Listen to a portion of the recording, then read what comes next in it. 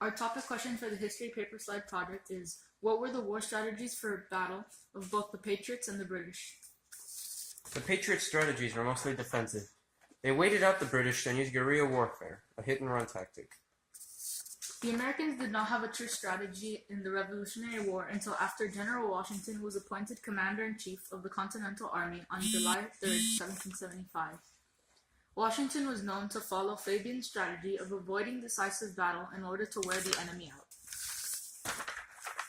During the French and Indian War, aka the 7 Years' War, that lasted from 1754 to 1763, the colonists acquired a hit-and-run tactic called guerrilla warfare.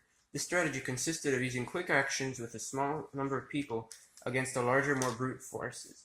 It can be described as a form of ambushing.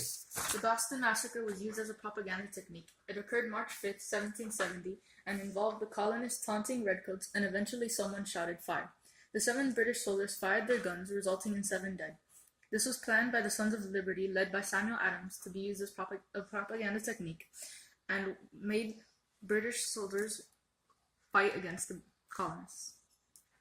Other propaganda included Benjamin Franklin's Join or Die and Thomas Paine's Common Sense pamphlet. This propaganda pressured the British not to support a war against the colonists, which was effective in lowering support for Britain in the long, costly war.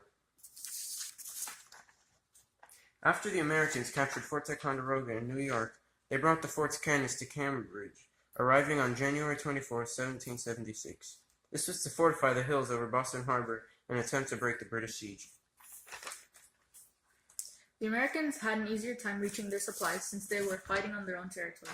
Many historians attribute their victory to this. Furthermore, they can more easily blend into the general population. British strategy changed throughout the war as they faced obstacles. Their strategy started with trying to contain the revolution in Massachusetts. When the British saw the colonists' cannons in Dorchester, they attempted to attack but were stopped by a storm and decided to abandon Boston and flee to Nova Scotia in Canada on March 17, 1777.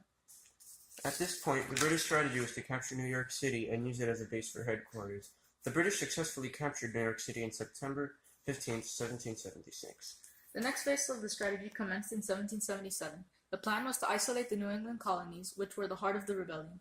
They planned to do this by marching 3 armies from New York City, Montreal, and Fort Oswego to meet in Albany and take control of the Hudson River, a natural barrier on the western edge of the New England colonies.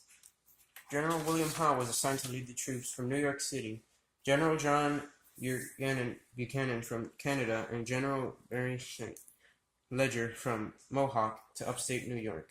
This plan failed because General Howe took his troops to Philadelphia instead. This is where the seat of the Continental Congress was located, so they captured the city. Washington realized that a battle was brewing and called for the militia to join him in Saratoga. This resulted in the Battle of Saratoga on September 19, 1777. This battle was devastating for the British, who lost 2 soldiers for every 1 American soldier. A second battle, the Battle of Burness Heights, took place on October 7th, when Burgoyne tried to break free from the surrounding colonial forces but failed. He surrendered October 1777. As a result of military losses and the French joining the conflict, the British decided to revisit their earlier plan to focus their efforts on the Loyalists and southern colonies. The British struggled reaching their supplies from ships when they were fighting inland, which historians attribute to their loss. After the British lost the Battle of Yorktown in Virginia, and General Charles Cornwallis was forced to surrender more than 8,000 troops on October 19, 1781. These military failures, coupled with an increasing debt and the possibility of a global war, made Parliament vote to end the war in 1782.